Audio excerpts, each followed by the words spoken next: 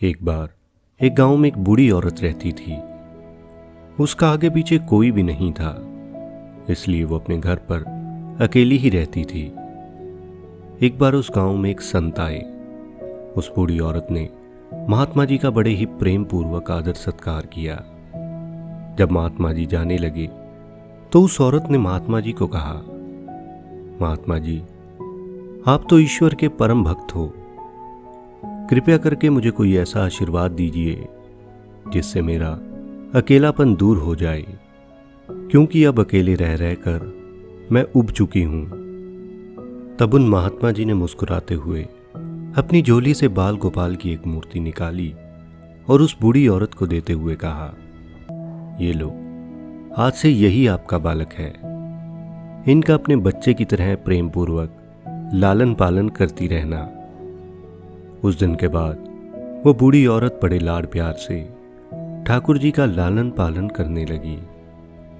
एक दिन गांव के कुछ शरारती बच्चों ने देखा कि वो बुढ़िया उस मूर्ति को अपने बच्चे की तरह लाड कर रही है। नटखट बच्चों को उस भोली औरत पर हंसी आई और उन्होंने उससे मजाक करने की सोची। उन्होंने उस बूढ़ी औरत से कहा, अरे मैया, क्या तुमने सुना है कि गांव में एक भेड़िया घुस आया है जो छोटे बच्चों को उठाकर ले जाता है और उन्हें मार कर खा जाता है। तू अपने लाल का ख्याल रखना, कहीं ये भेड़िया इसे उठाकर न ले जाए।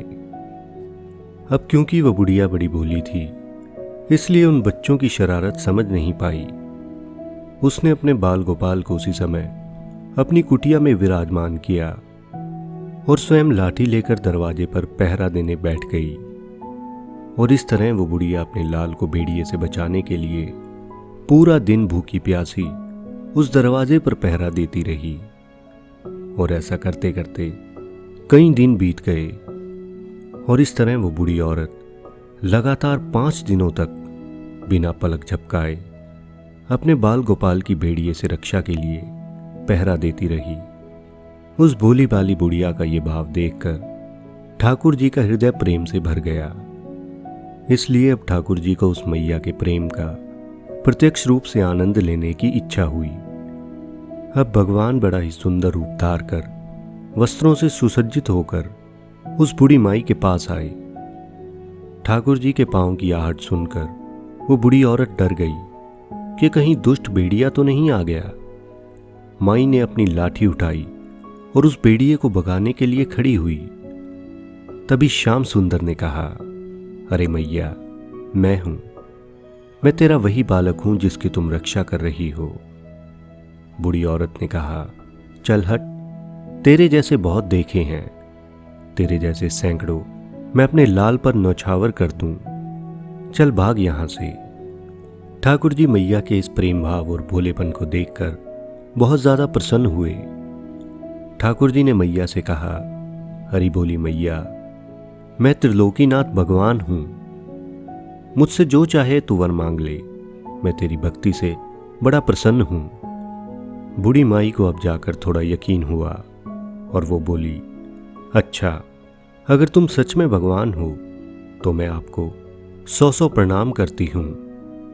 अगर आप मुझे वरदान देना चाहते हो तो मुझे वरदान दीजिए कि मेरे प्यारे लाल को कोई भेड़िया न ले जाए।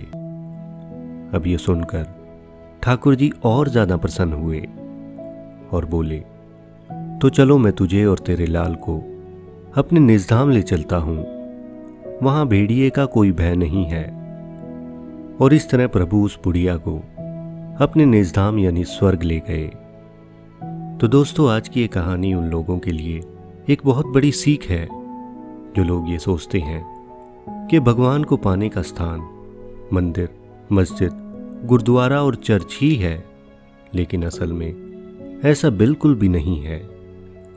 अगर तुम सच में भगवान को पाना चाहते हो तो भगवान से सच्चा, निष्काम और निस्वार्थ प्रेम करो।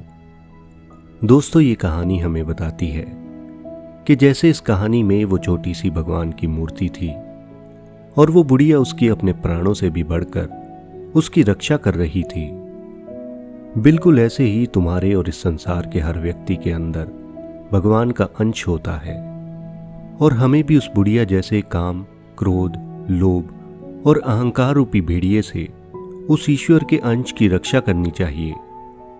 और दोस्तों, जब हम अपने पूरे तन मन धन से अपनी पवित्रता और शांति की रक्षा करते हैं और खुद को इस संसार के सारे अवगुणों से दूर रखकर ईश्वर की भक्ति करते हैं, तो एक न एक दिन ईश्वर हमें उस बुढ़िया के जैसे दर्शन जरूर देते हैं। तो दोस्तों, आशा करता हूं कि इस कहानी से आपको कुछ सीखने को मिला होगा। अगर ये वीडियो आपको अच्छी लगी हो तो इस वीडियो को लाइक और अपने दोस्तों के साथ शेयर जरूर करें। और दोस्तों, ये हमारा एक नया YouTube चैनल है और इसके माध्यम से हम ये अच्छे विचार और जीवन जीने का एक नया नजरिया इस समाज तक लेकर जाना चाहते हैं। और ये आप सबके सपोर्ट के बिना बिल्कुल भी संभव नहीं है। इसलिए अपने सपोर्ट स्वरूप हमारे इस चैनल को सब्सक्राइब जरूर करें।